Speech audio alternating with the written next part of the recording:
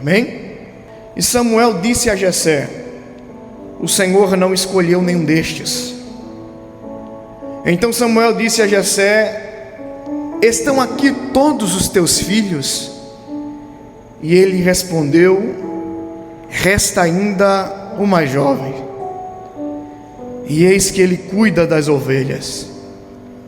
E Samuel disse a Jessé: mandai trazê-lo, pois não nos assentaremos até que ele venha. Glória a Deus. Neste capítulo de número 16, inicia-se uma nova sessão, destacando a história dos dois primeiros monarcas de Israel,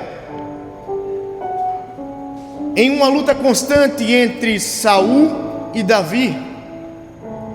E na medida que Davi vai crescendo espiritualmente, ganhando seu espaço fisicamente, a cada dia que se passa, Saul vai aminguando, até uma trágica morte no final de 2 Samuel, de 1 Samuel. E falando de Davi, o homem segundo o coração de Deus, é impossível destacar Davi sem lembrar de Saul. E quando destacamos a palavra Saul, talvez a nossa mente fértil de imaginações acaba visando apenas um rei rebelde. Quando falamos sobre Saul, a primeira coisa que vem na minha mente, Alex, é de alguém que perdeu o trono, é de alguém que recebeu uma oportunidade e deixou-se esvair pelos seus dedos, é de um rei que desobedeceu aquilo que Deus tinha ordenado a fazer. E a nossa mente acaba se esquecendo de alguém que iniciou o seu ministério através da obediência. Quando analisamos o capítulo de número 8 de 1 Samuel, nós vemos que as jumentas de Quis, seu pai, havia fugido ali do cercado, e através de uma ordenança de seu pai, Saul aparece na história como um filho obediente que ouve a voz do pai para que fosse atrás das jumentas que haviam se extraviado. Nós estamos falando de um homem que sai à procura de jumentas e volta como o rei de Israel. Ao analisarmos o contexto do capítulo de número 6, nós vemos que Samuel era profeta, só que Samuel envelhece, e na medida que Samuel envelhece, Samuel resolve pegar os seus dois filhos e colocar como juiz de Israel. Só que os filhos de Samuel, pastor, começaram a fazer tudo ao contrário daquilo que Samuel fazia, não seguiram em nenhum momento à risca aquilo que Samuel ordenava, sendo ludibriados por propina, acabaram fazendo aquilo que desagradava ao Senhor, ao ponto dos anciões, os líderes de Israel, se reunirem e chamarem Samuel, Nicolas, para uma reunião e dizer assim: você já está velho, Samuel, nenhum dos teus filhos fazem aquilo que você fazia. E a partir desse momento, a gente começou a observar que toda nação circunvizinha tem alguém que governa, e a gente quer um rei para que nos governe também. Naquele momento Samuel se sentiu rejeitado, Samuel entristece o coração,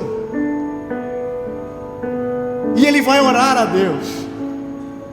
E no momento em que Samuel vai conversar com Deus, Deus olha para Samuel e diz: Samuel, fique calmo, porque quando o povo Samuel pediu um rei, ele não rejeitou só a vocês, mas eles rejeitaram a mim também. Mas faz o seguinte, Samuel, dê o que o povo quer. O povo quer o quê? O povo quer um rei, então dê o que o povo quer, Samuel. Agora preciso que você fale para ele quais os pré-requisitos de ter um rei como governante dessa nação. Chama o povo e diga para o povo que os seus filhos vão precisar servir no exército do rei. Diga para eles que a consequência de ter alguém governando essa nação é que as suas filhas vão precisar cozinhar na cozinha do rei. Diga para eles que a 10ª parte da colheita das suas uvas, do seu trigo, vai ter que ser destinada ao palácio. E aí naquele momento Samuel desce, vai, chama o povo e fala para o povo, e o povo estava tão destinado a ter um rei para governar, que o povo diz: olha, por mais que a gente saiba de todos esses pré-requisitos, a gente quer um rei. Samuel se entristece, mas Deus diz: fique calmo.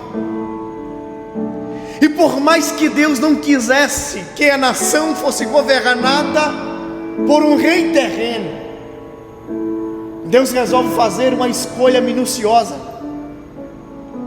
Deus começa a observar os filhos de Israel, e no meio de todas as tribos de Israel, Deus fita os olhos em um jovem por nome Saul. Deus começa a passar uma peneira, pastor, e faz uma seleção minuciosa, e Ele vai escolher para reinar em Israel um homem a qual a Bíblia vai mencionar como o mais belo de toda a tribo de Israel. Deus nunca vai escolher qualquer um para o propósito que Ele determinou. Comigo, alguém capacitado.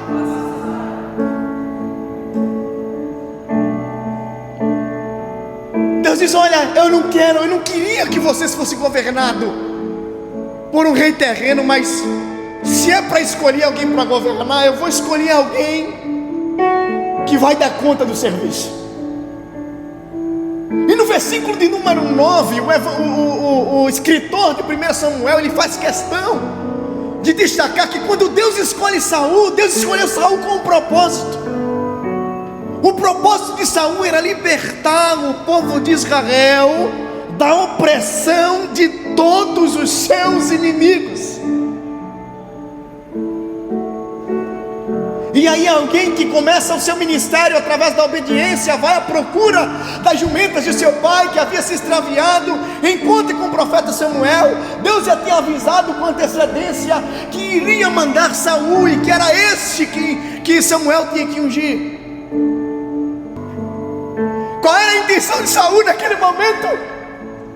Era justamente atrair a presença de Deus para poder pelejar.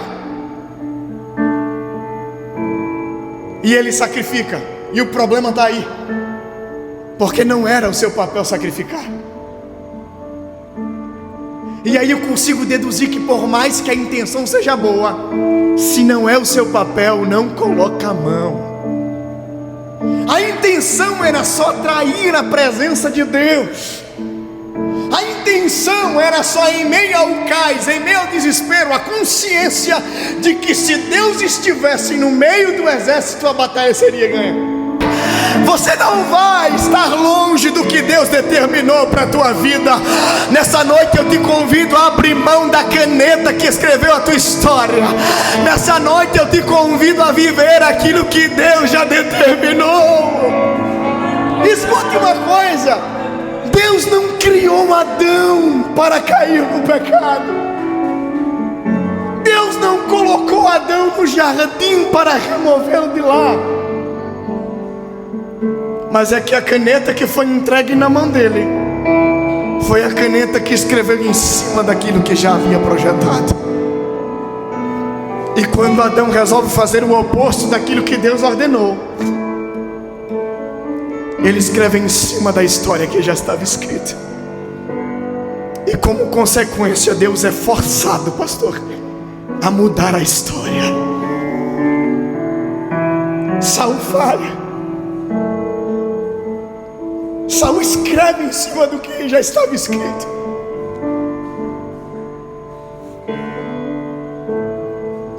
E aí a Bíblia diz que Deus rejeita Saul. Agora, uma coisa que me chama bastante atenção é: Deus é um Deus benevolente, pastor. pacífico, tardio em irar-se. E um questionamento surge em cima disso. Por que Deus rejeita Saul na primeira vez que ele errou? Por que Deus dá tanta oportunidade a tantas pessoas, mas no primeiro erro, o profeta deixa claro que Deus tinha rejeitado o reinado de Saul?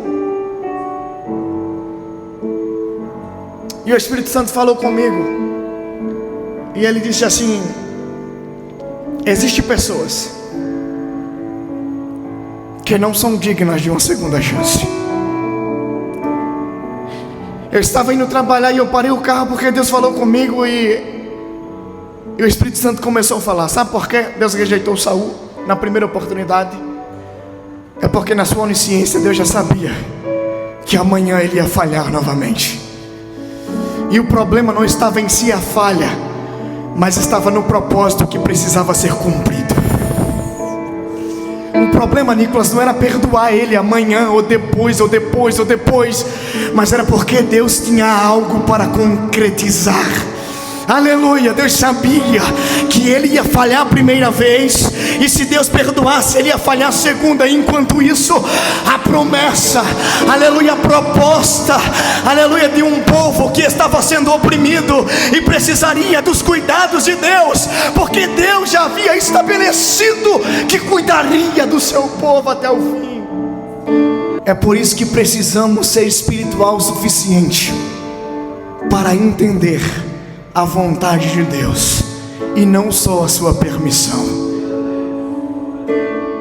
É preciso entender que Deus permite coisas que estão fora daquilo que Ele escreveu para a nossa vida. Enquanto Deus diz: eu não quero mais Saul, Samuel está clamando, está intercedendo por ele, e por causa da intercessão de Samuel, aí Deus resolve dar uma nova oportunidade. Porque ele tenta enrolar, mas no final ele declara que o motivo de ter poupado era que ele tinha temido os seus liderados. E eu quero dizer para você: se Deus estabeleceu você por liderança, se Deus confiou a você a liderança daquele lugar, daquele ambiente, e Deus determinou no seu coração aquilo que você tem que fazer, não se desvie por opiniões de terceiros. Não se desvie por sugestões de pessoas que não têm intimidade com Deus. Saul é a prova viva de que, por ouvir opiniões de terceiros, ele acabou perdendo tudo aquilo que Deus já tinha determinado para a sua vida. O erro de Saul naquele momento foi não manter o pulso firme, foi não ter autoridade para dizer: por mais que Mius não queira, se Deus disse que era para fazer, então temos que fazer. Aleluia. Se Deus confiou em você a autoridade desse ministério, então entenda: não ouça vozes de terceiros, para que Deus não possa cobrar de você. Saul não aguenta as afirmações do profeta, e ele, aleluia, resolve declarar: eu errei. Infelizmente, a sua declaração não era mais válida. Infelizmente, Deus já tinha colocado alguém no seu coração. Quando eu falo de oportunidades, é sobre isso que você precisa entender. Não adianta chorar pelo leite que se derramou, porque por mais que você lamente, não tem como apanhar e colocar de volta na vasilha. Ele declara, e aí tem um negócio muito importante, é que ele diz: olha, volta comigo, vamos adorar o Senhor. E o profeta olha para ele e diz: eu não vou, rapaz, eu não vou caminhar contigo. E no momento em que Samuel se vira para ir embora, Saul agarra na capa do profeta. E na medida que ele agarra na capa do profeta, essa capa se rompe. E o profeta vira para ele com autoridade e diz: do mesmo jeito que essa capa se rasgou, Deus rasgou o reinado que entregou nas tuas mãos, e já entregou a um vizinho teu que é melhor do que você. Sabe o que é lindo?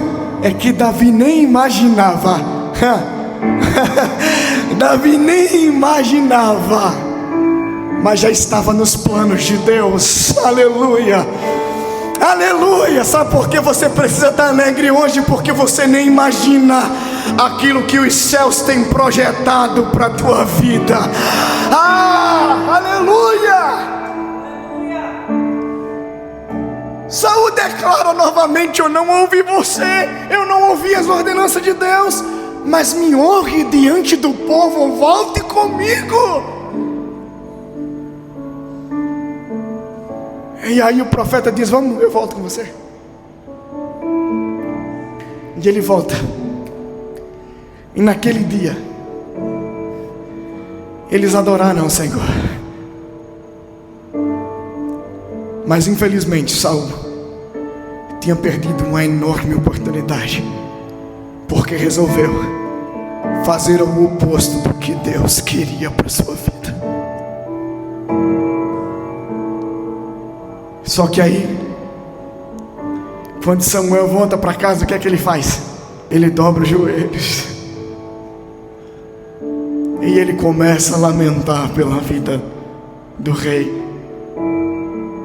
Aí Deus pega Samuel pela beca da roupa, encosta o profeta na parede, e ele vai dizer: até quando? Até quando você vai insistir naquilo que eu já disse que não era? Até quando você vai lamentar por alguém que eu já rejeitei? Existem momentos que Deus precisa repreender, que Deus precisa pegar você, encostar na parede e falar: até quando você vai insistir naquilo que eu já disse que não era mais para fazer?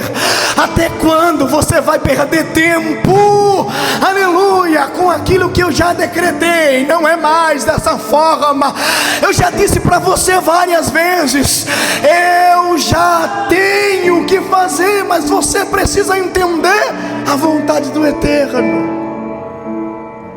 Eu só preciso de um coração que seja sincero. Eu só preciso de alguém que esteja disposto a colocar a mão no arado e não largar por nada. Eu só preciso que quando eu diga 7 voltas, ele dê 7 voltas. Eu só preciso de alguém que quando eu diga assim, pregue isso, ele não desvia o caminho, ele vai e prega aquilo que eu mando.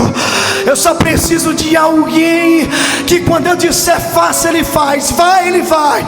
Quando eu digo aleluia, eu só preciso de alguém que quando eu determinar, ele não retroceda.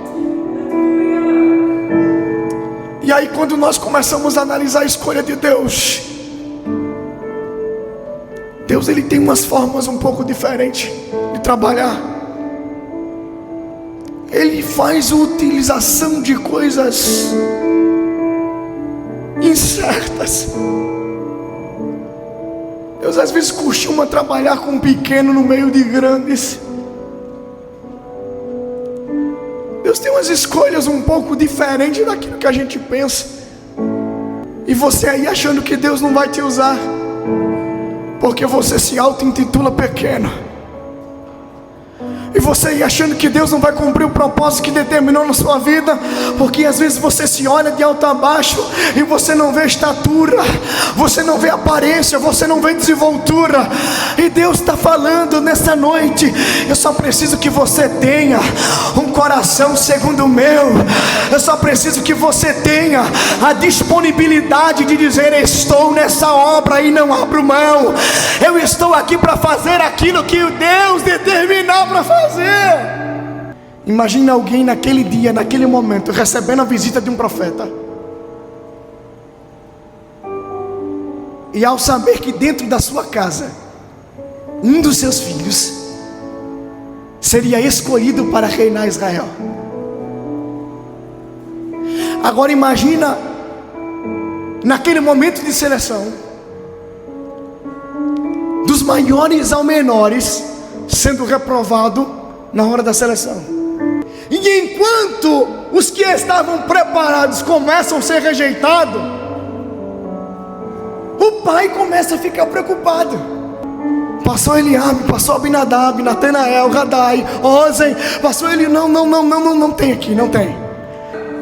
Jessé lembra de alguém que era o mais improvável para o cargo que se estava precisando.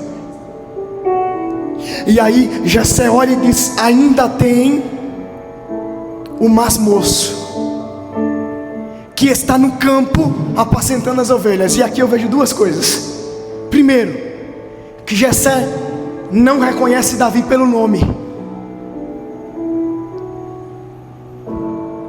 Diga comigo: Jessé, Davi tem nome. Ele diz: ainda tenho mais moço. E eu não julgo Jessé de maneira nenhuma, porque Deus precisava de um rei. Para ser rei tinha que ser qualificado, tinha que no mínimo ser bom de espada, tinha que saber segurar um escudo, tinha que ter autoridade. Só que aí ele nem fala o seu nome, mas faz questão de falar a sua ocupação. Ele está no campo fazendo o quê? Apacentando as ovelhas. Quando Jessé declara isso, sabe o que Jessé quer dizer? Até tem um ainda, mas ele não usa escudo, ele carrega uma harpa, e ele é meio doido, porque certa vez eu caminhando no campo, eu vi ele agarrado com as ovelhas, e ele estava dedilhando a sua harpa, e ele cantava um negócio meio estranho, porque ele dançava no meio das ovelhas, e ele cantava: o Senhor é o meu pastor, nada me faltará, deitar-me faz em verdes pastos, guia-me mansamente às águas tranquilas, refrigera minha alma, guia-me pelas veredas da justiça por amor ao teu nome. E ele declarava ainda: que eu andasse pelo vale da sombra da morte, eu não temeria mal algum, porque tu está comigo, a tua vara e o teu cajado me consola. E enquanto ele dedilhava a harpa, ele fez um pedido: prepara para mim uma mesa na presença dos que me perseguem. Aleluia. E a tua vontade, a tua misericórdia em meio ao óleo que está na taça, aleluia, se estenderá para todo sempre em minha vida. Deus realiza pedidos. Deus realiza pedidos. A mesa estava preparada na presença dos que perseguiam, e só enxergava ele como um menino, mas o óleo estava pronto para ser derramado na cabeça da incerteza do chamado.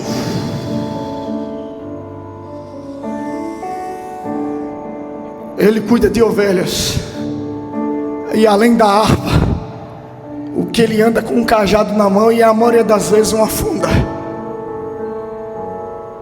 E você aí pensando que você precisa ser reconhecido para Deus começar a te usar. E você aí pensando que você precisa ter o nome destacado aí, aleluia, nas redes sociais para Deus começar a te usar. E você aí imaginando que você precisa ter aí 1 trilhão de seguidores para começar a fazer a obra. aleluia, enquanto estão passando na peneira da seleção, está ele lá fazendo a obra, cuidando das ovelhas de seu pai. Se você não entendeu, Deus vai te usar com o nome que você tem, sendo quem você é. E tem mais: para de esperar pela ferramenta que não é tua. Deus vai usar você com um cajado mesmo, com uma funda mesmo. Deus vai usar você com aquilo que você tem. Davi nem sabia, mas ele era a ferramenta que Deus havia preparado para libertar um povo. E eu preciso que você entenda isso. Deus não errou quando escolheu você. Há quem diga que Davi não tinha qualidade, é mentira. Davi tinha algumas qualidades que não eram encontradas em quase nenhum homem de Israel. Ele era um bom músico. Ele era um valente, corajoso. Ele sabia falar bem. Ele tinha um coração modelável ao querer do Senhor. É só você que não consegue enxergar as qualidades que você tem. Deus não errou quando escolheu você.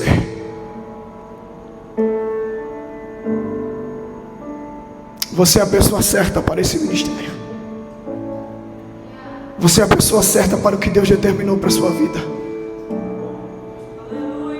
E nessa noite Deus te trouxe aqui para mostrar para você que não foi em vão a escolha dele para você. Não, a seleção não foi em vão. Não foi em vão, não foi em vão. Deus conta com você.